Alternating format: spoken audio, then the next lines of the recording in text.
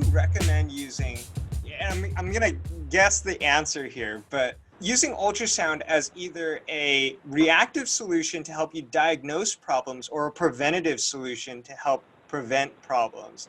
To kind of lead into that, we see more and more people using ultrasound as kind of the first line of defense. So I would say a more preventative tool.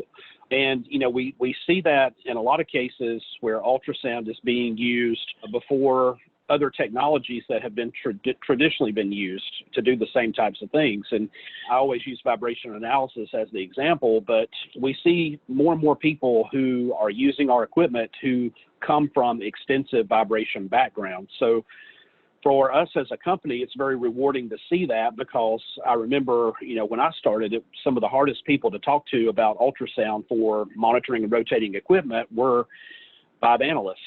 They were just so entrenched in vibration analysis, they did not want to be open to using other tools. And I can't say that I blame them, because if somebody's been using vibration analysis for 20 plus years, it's what they know, it's what they're comfortable with, it's been proven.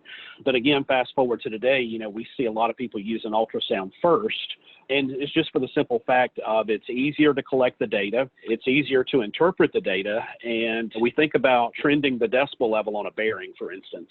If we're trending the decibel level of that bearing, if that decibel level starts to increase, it indicates a change has taken place.